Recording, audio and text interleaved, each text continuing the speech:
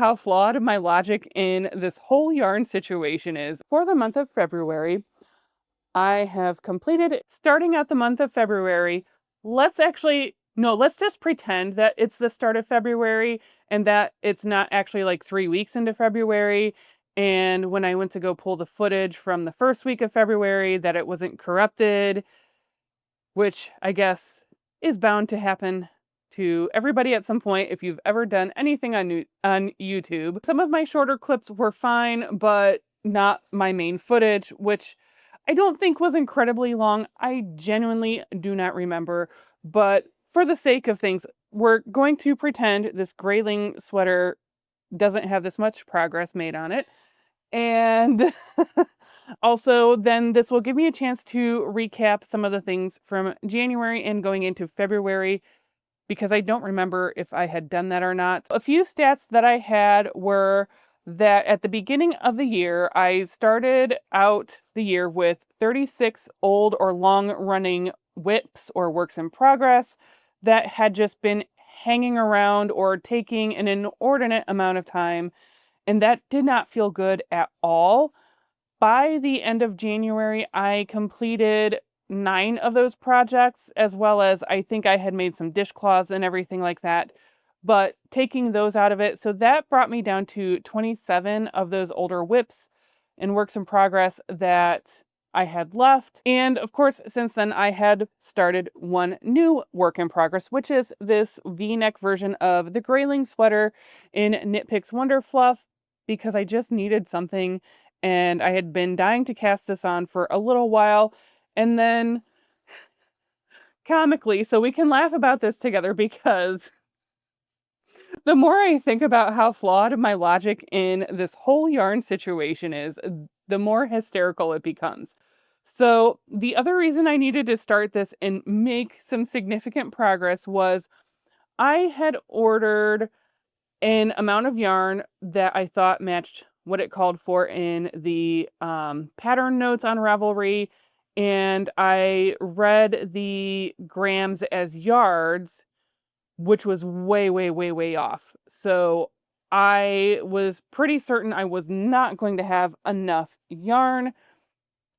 And I don't, it's just so funny how I like talked myself into that's an okay amount of yarn for a sweater, even though the Knit Picks Wonder Fluff is a lighter weight version of I would actually call this more of an Aran yarn. If you include that little bit of like halo and fluff on it, then you could argue it's on the lighter side of a chunky weight yarn. And the reason for that is this is a blown yarn. I believe it starts out with like a little chainette tube, and I'm assuming that's the nylon in here. And then the fibers are blown into it, and it gives a much lighter weight than, say, a heavier spun yarn for all intents and purposes. Also, this is largely alpaca, so that also adds to the lighter weightness of it, because alpaca tends to be lighter than a traditional wool. So someone who is experienced in knitting and who has done various kinds of knitting projects and used many different fibers throughout the last 15 or so years of my knitting career, I feel like I should have known that, but I was also in a period where, I don't know, my thought processes were just defunct all over the board, not just with knitting, but somehow I talked myself into that's fine, that seems like an appropriate amount of yardage, although I should have bought it in grams. So when I realized certainly I was not going to have enough yarn, especially if, I want to make the sleeves an appropriate length and the body a little bit longer for someone who is 5'11" and someone who is making, not the smallest size of the garment. So, and also considering maybe making this a tunic length, I hadn't really decided, but it was already in transit, like it had just gone into transit and shipping, when I realized, oh no, it was also going into like customer service was slow because it was during the New Year holiday time where a lot of places, have a lot of absences. My workplace certainly did. So I wasn't even mad about that, other than I'm like, I just want an answer of like, hey, what do you think the odds are of getting the same dye lot if customer service even would have a chance at seeing what dye lot would have been allotted to me. I knew that was like a huge long shot. But after having like a day or so to think about it and not having heard back from customer service right away, which wasn't the worst thing, it helped me, troubleshoot my own problem. I also realized there might not be that much of this dye lot left. I don't know what the dye lot quantities tend to be, how quickly this was going off the shelves, and because it was, one of their huge yarn sales at that time. Nor did I know if it was getting near the end of a dye lot and they were going to open up a new batch, essentially. So, as good as Knitpicks is about if you order a quantity, they will do the best they can to keep you all in the same dye lot. The fact that some of the yarn was already on its way and there was a huge chance that they don't track the dye lot that they ship to customers, I knew that was really pie in the sky thinking. So I did what any sane person would do that was panicking, but also still really wanted this really good deal on the yarn. I ordered the new quantity of yarn in grams of this Wonder Fluff yarn, and which came out to be 20 of these little donut balls of the Wonder Fluff. So I'm like, surely I'll have more than enough between the original shipment of 8 and then the other 20 that are, newly ordered. So 28 balls of this. And I knew this thinking, okay, I read through their customer return policy. It's very straightforward, no muss, no fuss, except that there is a deadline to avoid a restocking fee. So I went, well, of course, now I have to start this and make enough progress on it to be able to make that sort of judgment of should I send one of the full bags of 10 back or anything like that. Now, I just went through this whole thing of how this Wonder Fluff yarn has this, I think it's a lower grist, I think is the proper terminology. I think it's lower. I don't remember how the ratios go, but essentially it is a lower weight per yardage than standard, I guess, that we would think of in wool. But I had reordered it all in grams instead of doing the same thing, which would have been go through all the Ravelry project pages, or at least the pattern page, and calculate the weight and like the weight of the yarn called for and put that into yardage and then backtrack on the Wonder Fluff yarn from Knitpicks. So I now have almost 30 balls in my possession. And then I was like, well, maybe it's fine because if I make a tunic, like, yes, I'll have some left over. It's not the end of the world. Maybe I'll even have enough for another sweater because there are sweaters like, say, the ranunculus that really don't take that much yardage, surprisingly. So I talked myself into maybe that's an okay thing to have happen. I'm going to have about 3 sweaters worth if I do nothing. So now really the race is on because while I love this color and this yarn enough that I wouldn't mind a second sweater, especially as I'm losing weight and I am recognizing this may get to a point where it is too large on me in the future, that it's not the worst thing in the world to have a second sweater's quantity of this yarn, but having 3 just feels so ridiculous. Every time I think about like how my logic spiraled, I really just I at least crack a smile and like giggle a little bit. Am I the only one that can come up with this kind of skewed logic and then really overcorrect? And no, I'm not willing to make a dress length version of any sweater. I am not a huge dress wearer at all. That's just not going to be something I'm willing to do. I even contemplated what if I wanted to make some home decor out of this yarn. And I just felt like then it would be so overkill.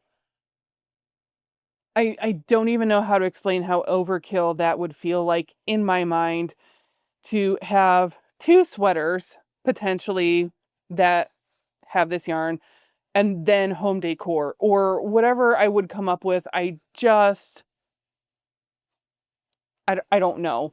And I am really in this place where I'm not feeling compelled to gift knit. I also don't know anyone offhand who loves this kind of color as much as I do, that I love enough to knit or crochet for, and would actually properly care for the yarn, garment, blanket, pillow cover, whatever I would come up with or dream up of to make for someone else. By the way, if this is our first time hanging out, hi, my name is Holly from Stitch is Gonna Stitch, where I am a cat mom in Northeast Ohio who loves all things stitching related. I have been crocheting for nearly 38 years at this point. I have been knitting for about 15 years, and I really get to enjoy sharing my love of all things yarn related with you. And if this isn't our first time hanging out, thank you so much for choosing to hang out with me again. But I have noticed there are a lot of return viewers who are not subscribed to this channel. So if you want to just check down here or over here, depending on whatever device you're working on, or if you're on your smart TV, just hit that up arrow button and just double check and make sure you are subscribed. Don't forget to like the video while you're up there. I am at this point leaning toward at least one of those bags of 10 is going back to Knit Picks, but to say that for certain, I just want to get enough more done of this, which means by about the middle of March is when I'm going to have to go, okay, I need to get this in the mail and UPS or whatever to get it back to them in time with the return shipping slip. So that way I'm properly credited and I'm not docked whatever the restocking fee. I feel like it was enough that I didn't love it. And then, hopefully just either have the money back in my bank account or as credit on Knitpicks is also totally fine because I really do enjoy this yarn and now I want more colors of it. There's at least one more color in particular I'm interested in, and I definitely hope that they come out with even more colors of Wonder Fluff. I feel like there are a few good jewel tones, but there's a lot of gaps in jewel tones, and some of the pastel-y ones just weren't calling my name, or I wasn't feeling very like they would be very flattering on me. So hopefully we see more. And I also didn't feel like, I don't know, I'm not feeling called to super neutral yarns right now. And I think subconsciously part of that, if I really think about it here in the moment, this is really how fast like I self-reflect on things sometimes, is that I'm not drawn to neutral yarns because I have relatively neutral sweaters or garments from the store. Those are easy things for me to grab and go. And, even though I'm really not purchasing clothing at all right now, I would have to really want something in a basic neutral. And I feel like that's a station I'm in my life, is that it's almost like I want to live more in color. I've always loved color, but I also feel like whenever I put on stuff that's very neutral, like the heather grays and stuff, and there's nothing wrong with that, but I feel like when I put that stuff on, that's because I'm in the mood to almost mute myself, or I just don't feel whatever this is I'm trying to express with my hands. I just feel like I want to blend in more, or I'm just being comfy cozy around the house, which is also okay because I did recognize that if this sweater in particular does become too big, it would be a good comfy around the house sort of a thing, and that's fine. Sometimes I think like these are such weird thoughts to have. Anyway, that was a really long-winded way of saying I've only started one thing in this. Well, that's false because I did all of those dishcloths and this Swiffer cover thing, but currently I only have one new to 2025 work in progress on the needles.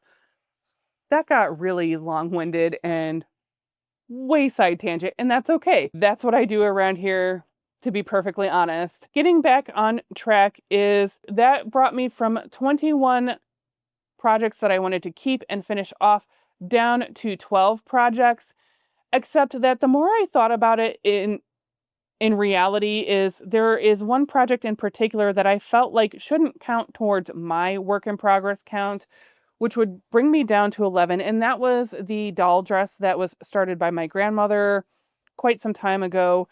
And I didn't want to put that on myself because when I realized how complex it is going to be to figure out where she left off, to crochet it left-handed because I crochet right-handed, even though I do a lot of things left-handed. That's another whole ball of wax.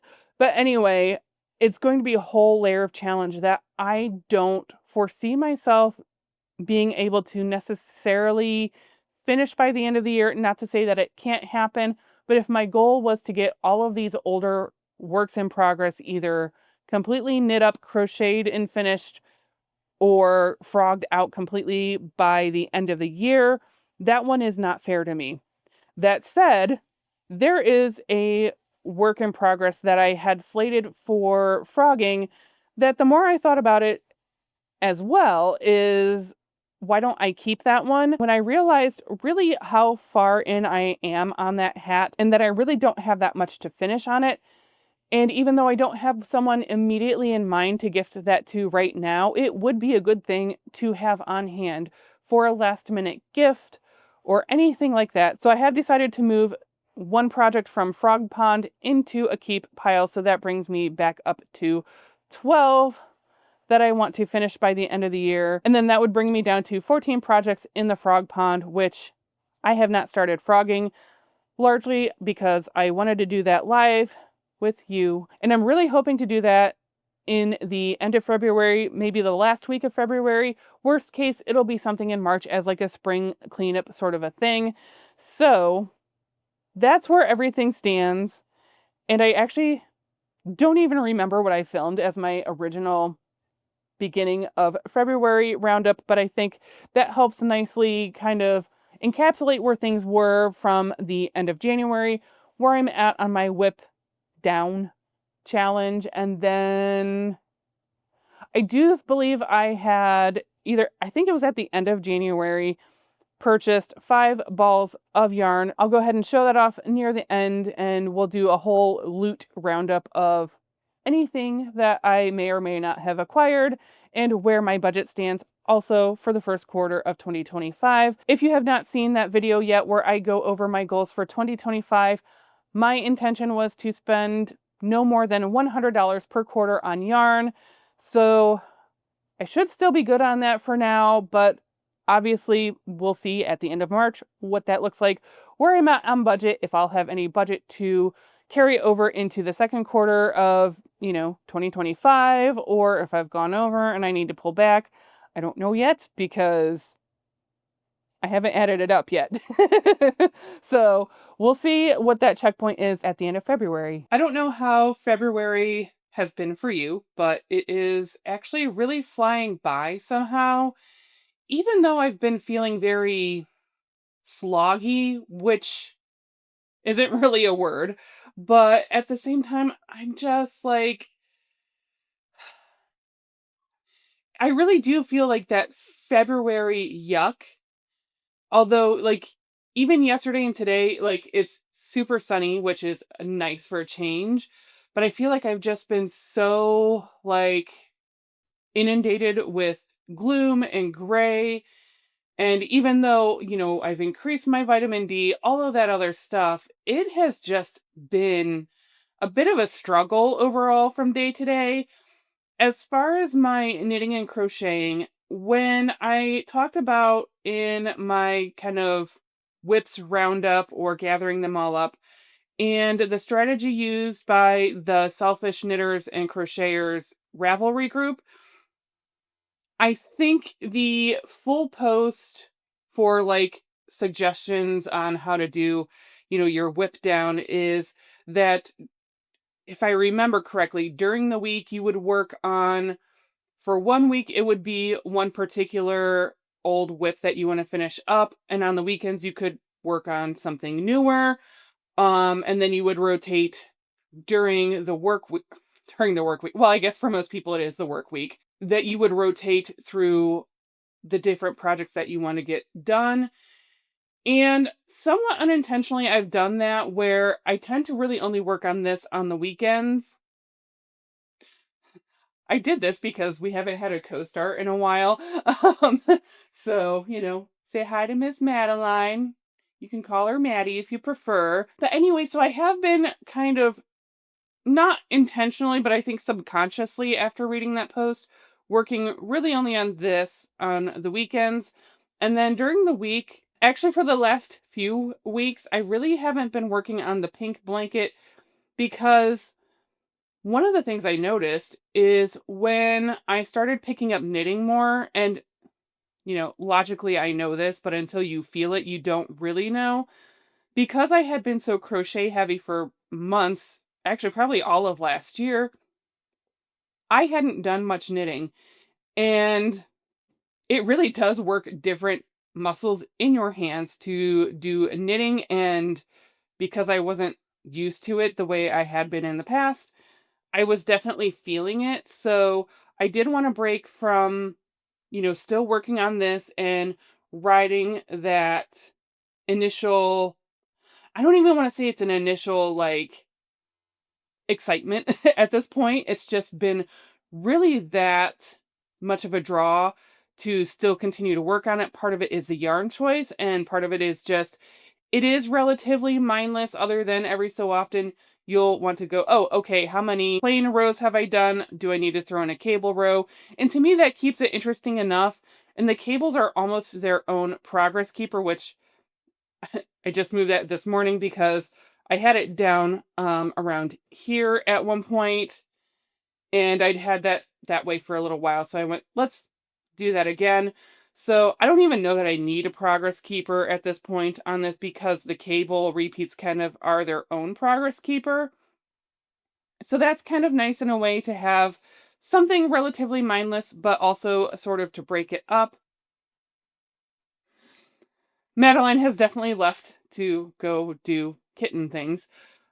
She has quite an agenda always. I will eventually do a full dedicated video on just the grayling sweater, things I've done, tips I've heard, and how they've benefited me, tips that I didn't expect to benefit me in different ways. So stay tuned for that at some point. Because size 3 and size 4 were the sizes that I was falling kind of in between on making that decision. So essentially what you do is you work the top back panel, and then you work one of these panels and then the other one. And then when I went to go join the underarms, I did that kind of mock, like, where does this fit? Now, looking at the different project photos that were out there, I actually really didn't mind some of the ones that were more of a neutral ease or almost a negative ease. So that's where I thought this would have a lot of flexibility as I'm continuing to lose weight to make that decision. But I also didn't want to finish this and not be able to wear this for a full year, or, well, not a full year, but until the fall, essentially. I did like a quick mock, how is this fitting? Do I need to do the 4, which would be adding a cable band here, or can I just straight go in the round? And I was actually able to get away with a 3. The other reason I thought that was okay was as I've been testing out this, the washing and the blocking of this has been a yarn where I don't want to say forgiving, but it has a lot of the ability to really, if I wanted to, I have friends that would say block the snot out of it and really just stretch it. I could do that, but I don't even think I really need to. Even just to be able to wear this into spring, and late spring, and it's Ohio, so I have seen snow as late as like Mother's Day, so and on more than one occasion. Actually, I think it was the first Mother's Day in this house. I'm like, okay, I'm gonna make my mom dinner and take it over there because she's country around the corner. So If you know what I mean by that, it's really not that far away, but I wouldn't exactly say around the corner in the sense of like a city block. But yeah, so I started it, and then by the time I finished it, I was like, "Oh my gosh, it's like it was like that sleety, snowy, like slush." So I'm like, "Let me just get it over there, drop it off, say Happy Mother's Day." And I'm like, "Hey, sorry, Mom, the roads are getting bad. I gotta get back." And it was like May 12th ish or something like that.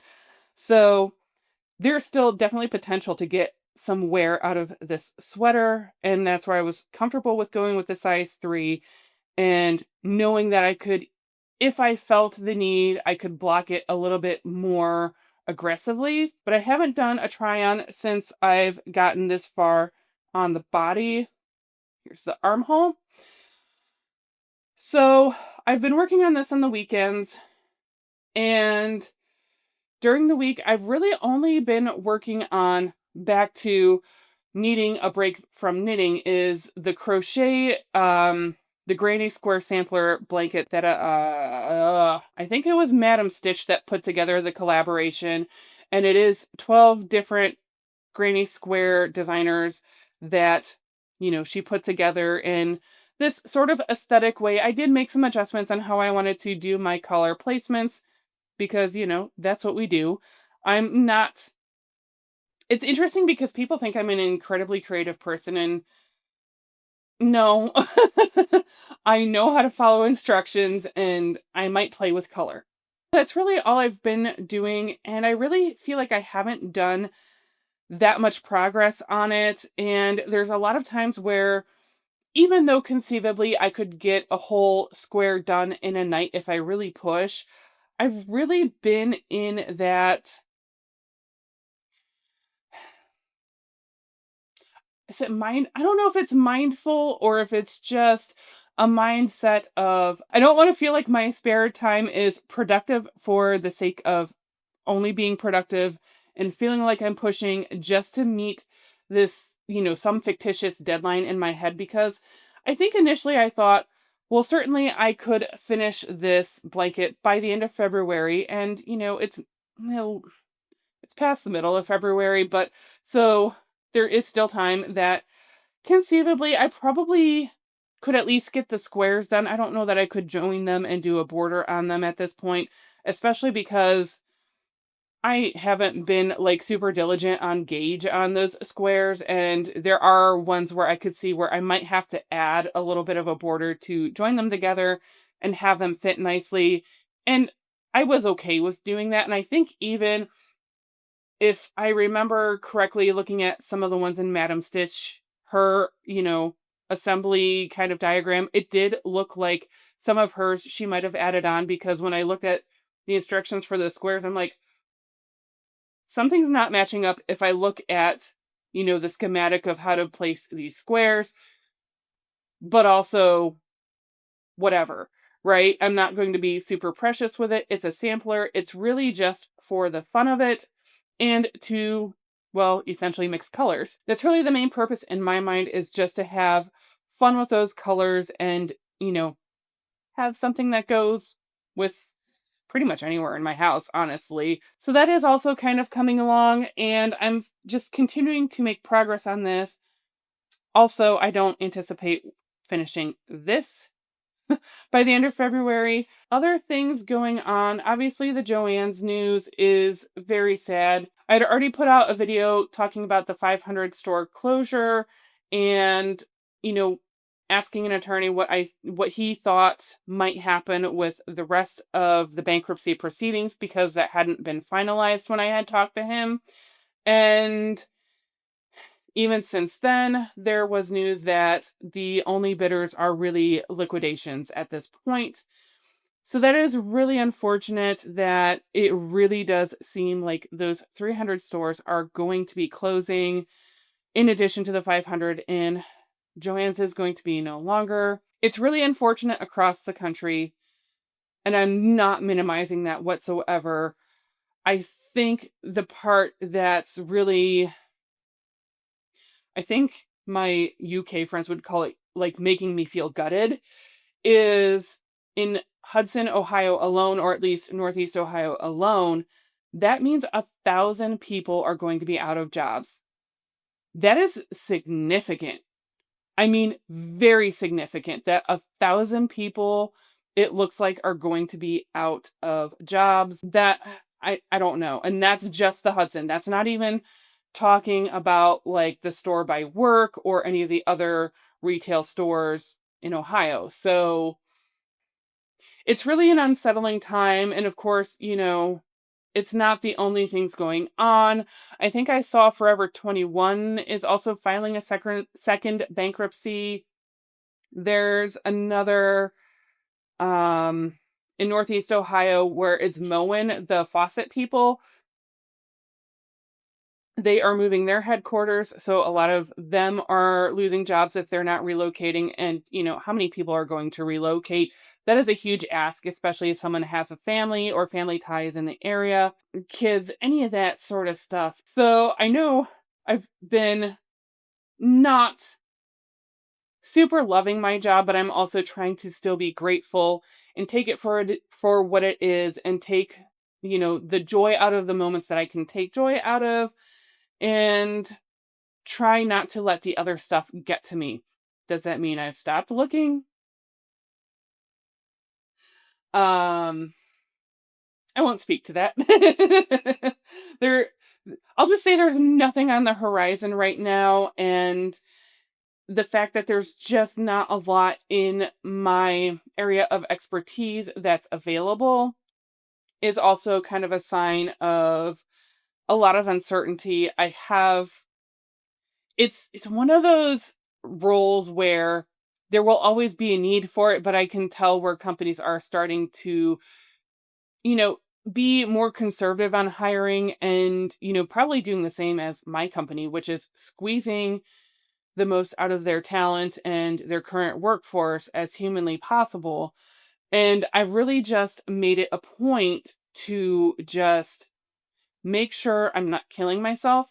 I get done to the best of my ability what I can get done. That's really all I can do. Certainly, my thoughts are with anyone who works at Joann's or has family that works at Joann's. I'm so sorry that you are going through this. It is sucky. I have unfortunately multiple times lost jobs because of a plant closure, a site closure, moving the site, or just that layoffs went very deep and really cut into even because there's one job I was at for like 6 or 8 years, and I was one of the layoffs, and someone was like, really? And I wasn't even the most tenured person that got laid off. It just went that deep at that point. I think the company is doing okay now. So they did what they had to do. It sucks being on the other end of it as a human. Hopefully, that just means there is something better and brighter for you at some point. Just know that I am certainly praying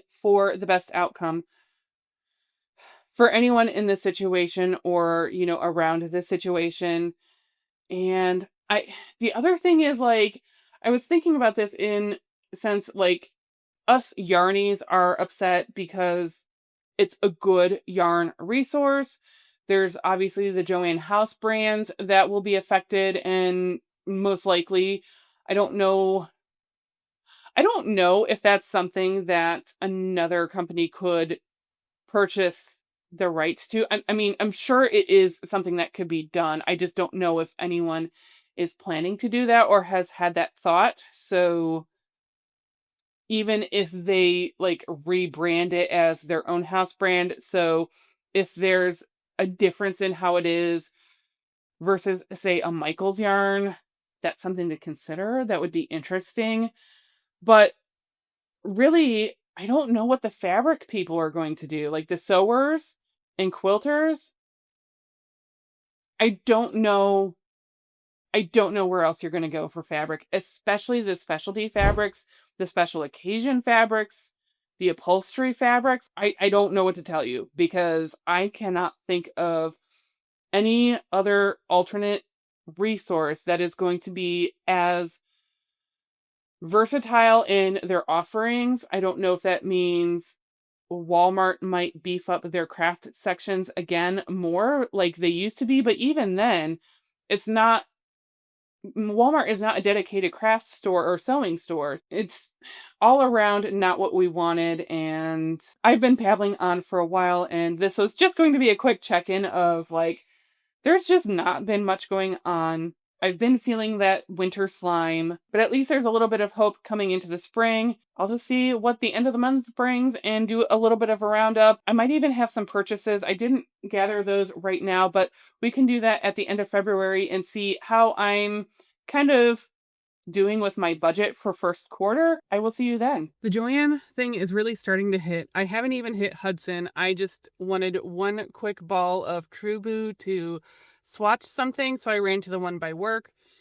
And everyone seemed in pretty good spirits, but it still also got me because when I went to go check out, I was like, oh, best of luck and all that stuff. And she's like, yeah, thanks. I'm going to need it. And then I'm like trying not to cry now because like I just felt that, and I really hope everybody is kind to the remaining Joanne employees, and it's really starting to hit.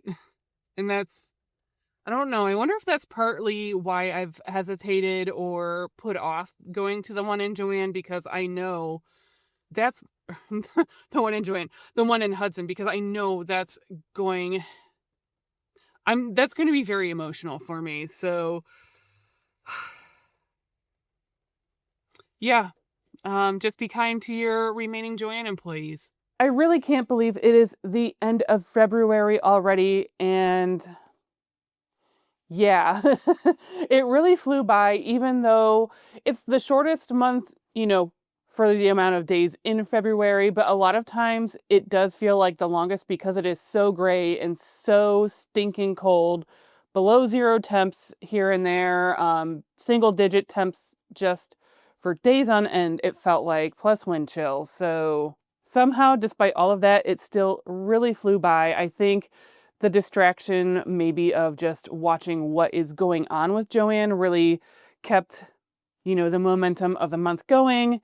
And of course, unfortunately, by now we have learned for sure they are completely closing, which unfortunately I did have that pit in my stomach, like that might happen because, I mean, even though they were closing 500 stores and claiming keeping open 300 stores, there still weren't any viable bidders for, just keeping those 300 stores open that were not liquidators. And obviously the liquidators are going to do what they do best, make their money and get out and close up. So that is really unfortunate. And as you saw, I did do a quick stop yesterday at the Joanne by my work. That was actually the second time I'd gone this month. That one was one of the ones originally slated for closing, so that was already sad. And a few coworkers and I had already gone at lunch one time, and I'd picked up some of the True Boo. I kept thinking it was 24/7 cotton that I wanted, and it was actually True Boo. And I was kind of torn on two different colors, and one of my friends from work talked me into this one looks better, I guess, against my face. And I wanted to hold it double with another yarn I had picked up late in January. This is the Universal Universe yarn, and I was 100% influenced by AKA Nora Knits. I think did a tee or top either last year or the year before. I've honestly been kind of binge watching some of her stuff. And so there were two shades of purple. I thought these might go together nicely. And this happened to be on clearance, so I had to either get it or, not. And it was a really favorable price. It was a little over $2 per, I mean, I guess this is a ball because there's a core in it, but I don't know what the actual, name of this type of ball is or skein is. I did like how pairing it with another yarn really kept the sparkle, but also made it not overly sparkly. So I did want to do some testing out on that, and I'm glad I did because, of course, I don't want to have a whole thing of yarn shipped to me. I spent $12.45 in total on this, plus I think I added on like a little thing of DMC floss just to get the free shipping or reduced shipping. I don't remember. I just know my before tax and shipping total came out to $12.45. I thought that was pretty reasonable. And then this is the raisin color of Trubu. I did end up purchasing 5 that I would need for a top like that, a short sleeve top, tee, whatever. And I wasn't planning on it because I really was like, I just want to swatch without having to order it straight from Lion Brand.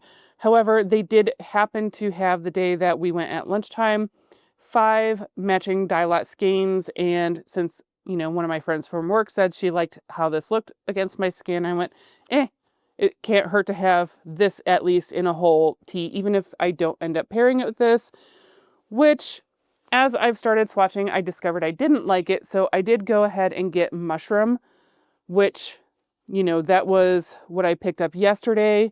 And I did only get 1 skein of this. They had 5 available. I don't think any 2 skeins had the same dye lot though. So for the purpose of just trying and swatching it, I thought that worked out pretty well. It's not the best swatch. This isn't necessarily the gauge I would go for.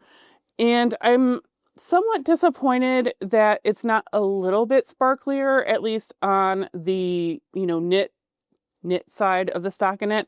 However, on the purl side, I do feel like you can see that a lot better. I don't know.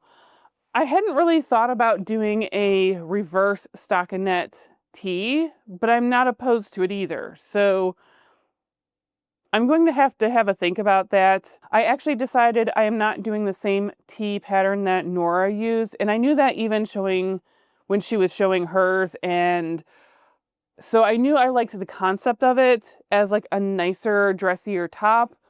But then I saw Wool Needles Hands, Taylor Earl showed her little black tee pattern. And I really like that. So I think that's what the pattern is going to be.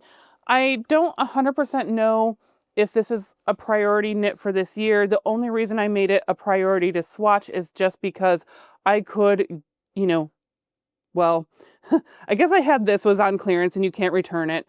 And then obviously I can't return these either, but for the purpose of being able to just grab them quickly and do a quick swatch without having to pay shipping for just 1 or 2 balls of yarn or to get stuck with whole lots of yarn, I thought that was the way to go on this. And,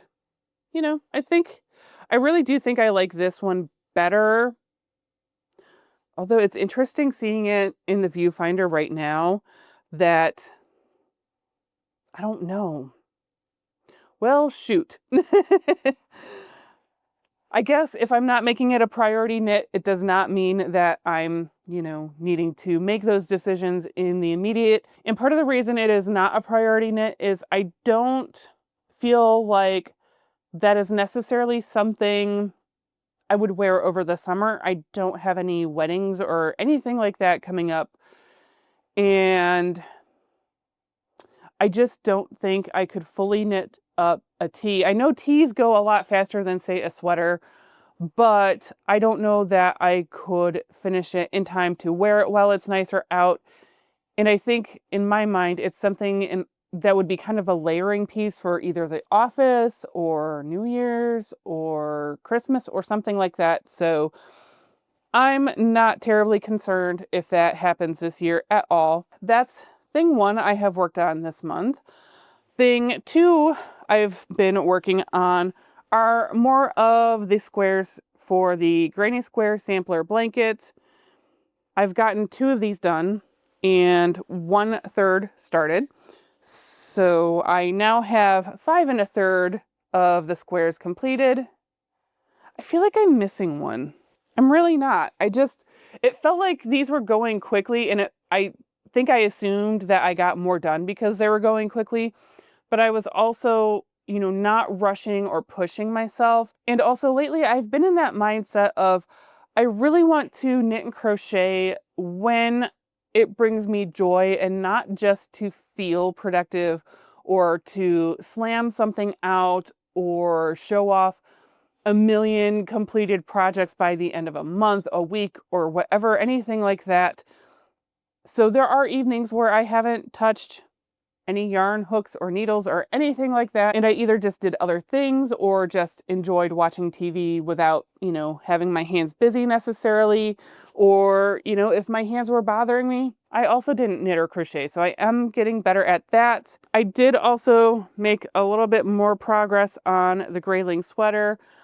I would say this is probably also about a third of the way done. It's hard to tell because I still have more repeats, and also it's until I do a full try on and see where I want it to hit on me, if I want it to be a, standard sweater length or if I want it a tunic. And then of course the sleeves are going to be longer because I'm taller too.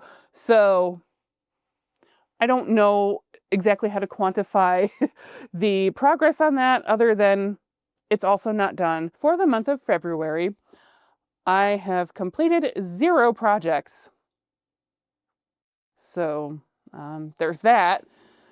And I'm okay with that, honestly, because I am doing it for the enjoyment of it and not because I feel obligated. Does that make sense? I don't know if that's making sense to anybody but myself. So to check in on my older whips, as I had set out at the beginning of January to do a whip down and really finish those off, do any frogging that needs to be done, which I have not done yet. So I have not completed anything off of that list, but I'm still working towards that goal because I've gotten some of these squares done, and so that is still progress. As far as my budget goal, I spent $12.45 on the Universe yarn, the sparkly one, and then I spent, well, for the 5 and then the 6th ball. So for 6 balls of the True Boo, I ended up spending $29.22. So far for the first quarter, I have spent $41.67 out of the $100 budget for that first quarter of 2025. If you remember, I did set myself a budget of about $100 per quarter on yarn. If I go over, that means I have less yarn for the next quarter. And if I spend under that, maybe I have more budget to spend in future quarters. I think that's my goal for this first quarter, is to have some of that left over, just because I am doing more on this whip down, and then I can do some either bigger projects or pick out nicer yarns for things in the future for when I'm, got the decks kind of cleared of all of these things and I can start new projects with all the zest and zeal and gusto and all of those things. So I would love to hear what you finished in February, anything you are particularly proud of. And just to keep things light and whimsical around here, if you're not sure what to comment or don't really have anything to say, if you want to go ahead and put the taco emoji down in the comments, just to, I don't know, have a little bit of fun together. And then if other people start watching this video and they're like, what is this taco all about? They'll have to watch all the way until the end just to see where the taco emojis are coming from. I think that might be fun to do. And I thank you again so much for hanging out with me. As always, I would love to hang out with you a little bit longer, and YouTube thinks you're going to like this video right over here, and I can't wait to join you some more.